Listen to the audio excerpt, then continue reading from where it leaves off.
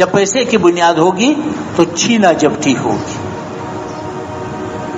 ہر آدمی پیسے کو حاصل کرنے کے لیے اپنے اختیارات کو تھوڑے زیادہ اس کو استعمال کرے گا. اس کے اندر ہمدردی نہیں ہوگی، نہ قوم کی ہمدردی، نہ برادری کی ہمدردی، نہ والدین کی ہمدردی، نہ اولاد کی ہمدردی. چالاک بھائی ہے، جائیداد پر قبضہ کرے گا، اس کے 4 بھائی مارے مارے ظالموں کے پاؤں پکڑتے رہیں گے، اس ظالم سے جان نہیں چھڑا سکیں گے. اپنا باپ کا بیٹا ہے. یہ کوئی خیالی باتیں نہیں، ہمارے روز کے مشاہدے ہیں، اور صرف میرا مشاہدہ نہیں، اس مجمع میں ہر ایک کا مشاہدہ ہے.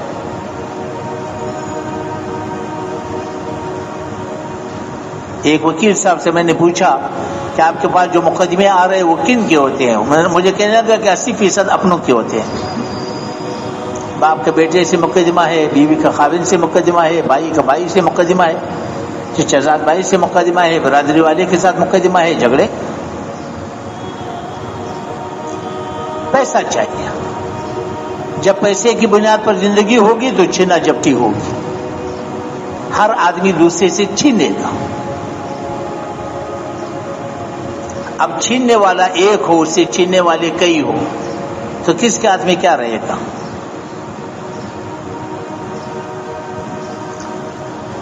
20 میرے ہاتھوں پریشان ہے، 50 کے ہاتھوں پر میں پریشان رہوں گا.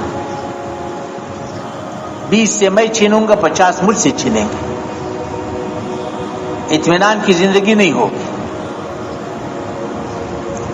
پھر جلسے ہوں گے، پھر جلوس ہوں گے، پھر نعرے لگیں گے، نفرتوں کی فضا بنے گی، ایک دوسروں پر لعنت کریں گے، ایک دوسروں سے بیزار ہوں گے. یہ جہنم کی زندگی ہے. اور جہنم کی زندگی پیسے کی بنیاد پر وجود میں آتی ہے. جب پیسہ اصل ہو تو جہنم کی زندگی وجود میں آئے گی. بڑے چھوٹوں پر لعنت کریں گے، چھوٹے بڑوں پر لعنت کریں گے. یا اللہ اگر یہ بڑے نہ ہوتے تو ہم ایمان والے بن جاتے، ہم دین پر چلنے والے بن جاتے. بڑے کہیں گے ہمیں تمہارے گلے میں کوئی رسی نہیں ڈالی تھی، تمہارے پاس ہم بھی آئے، تمہارے پاس اور لوگ بھی آئے، تمہارے پاس انبیاء آئے، تم نے اس کی بات نہیں مانی، تمہارے پاس علماء آئے، تم نے اس کی بات نہیں مانی، تمہارے پاس تبلیغ والے آئے، ناصح لوگ آئے، تم نے اس کی بات نہیں مانی، میرے مان لی. میں نے تیرے گلے میں رسی نہیں ڈالی. نہیں وہ شب روز جو تم منصوبے بناتے تھے، ہمیں سبز باغ دکھاتے تھے، یا اللہ ان کو میرے حوالے کرو، ہم ان کو پاؤں کے نیچے مسل دیں، یا اللہ ان کو ڈبل عذاب دو. تو اللہ فرمائیں گے غم نہ کرو، دونوں کو ڈبل عذاب ملے گا. تو جلسے ہوں گے، جلوس ہوں گے، نعرے ہوں گے، دوسروں پر لعنتیں ہوں گی.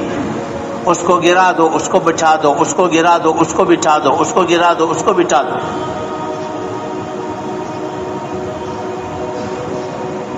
70-75 سال سے تو ہم بھی دیکھ رہے ہیں کتنوں کو بٹھایا، کتنوں کو اتارا. نہ اتارنے والے سے کسی کا مسئلہ حل ہوا، نہ بٹھانے والے سے کسی کا حل ہوا. آسمانی نظام کو زمین والے کبھی نہیں بدل سکتے.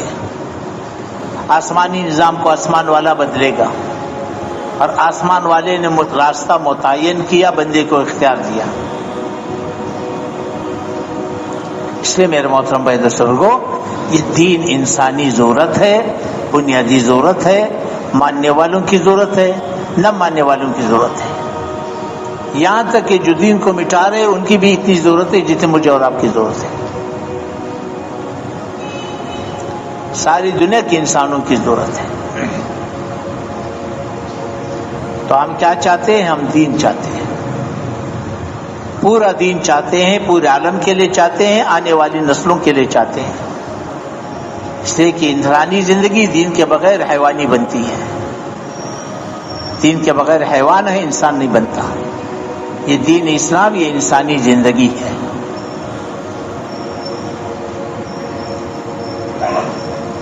تو انبیاء کرام علیہ السلام کی محنت ہوتی ہے دین کو وجود میں لانے کے لیے، اور وہ محنت اللہ نے محمد رسول اللہ صلی اللہ علیہ وسلم کے ذریعے اس امت کو عطا فرمائی ہے. یہ ہمارا بنیادی مقصد ہے، دین وجود میں آ جائے، پورا دین وجود میں آ جائے، پورے عالم میں وجود میں آ جائے۔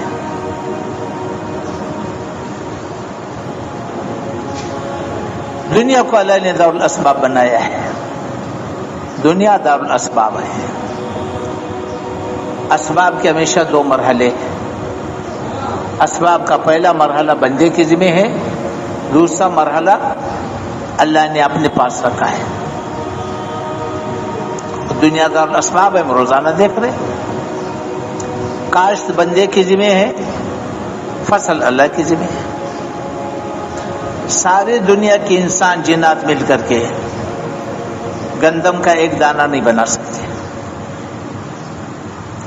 غلہ بندے کے ذمہ ہے نہیں، غلہ تو اللہ دے گا، لیکن کس کو دے گا؟ جو کاشت کرے گا۔ ساری دنیا کے انسان جنات مل کر کے انسان کے انگلی کا ایک پورا نہیں بنا سکتے، اولاد تو اللہ دے گا، لیکن کس کو دے گا؟ جو شادی کرے گا۔ شادی مقدم ہے، بندے کے ذمہ ہے، اولاد مؤخر ہے، اللہ کے ذمہ ہے۔ کاشت مقدم ہے، بندے کے ذمہ ہے، فصل مؤخر ہے، اللہ کے ذمہ ہے۔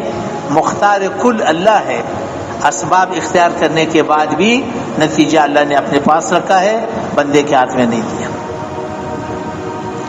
لیکن عمومی قاعدہ یہ ہے کہ جو اسباب کو اختیار کرتا ہے اللہ سبحانہ وتعالیٰ اس کو نتیجہ عطا فرماتے ہیں۔ لوگوں کی زندگی میں دین آ جائے، اس کے لیے اللہ نے سبب بنایا ہے نبی کی محنت کو۔ ہر زمانے میں دین وجود میں آیا ہے، نبی کی محنت سے آیا ہے، اور ہر زمانے میں دین وجود میں آئے گا، نبی کی محنت سے آئے گا۔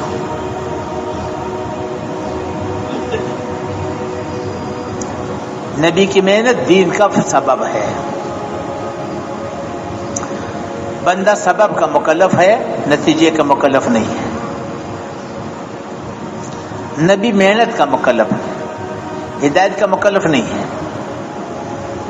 سارے انبیاء کرام علیہ السلام اکٹھے ہو جائے اور سب زندہ ہو جائے، سب کے سب زور لگائے، ایک آدمی کو بھی ہدایت نہیں دے سکتے۔ ہدایت تو اللہ دے گا۔ نبی تو محنت کا مکلف ہے، صحیح محنت کا مکلف ہے۔ اسی طرح ہم اور آپ نبی علیہ السلام کے ختم نبوت کے توفیل اس محنت کے مکلف ہے۔ جو سرمایہ اللہ نے دیا ہے اس کو لگانا۔ اب نبی کی محنت کیا ہے اس کو بھی سمجھنے کی ضرورت ہے۔ نبی کی محنت کیا ہے؟ انبیاء نے کیسی محنت کی؟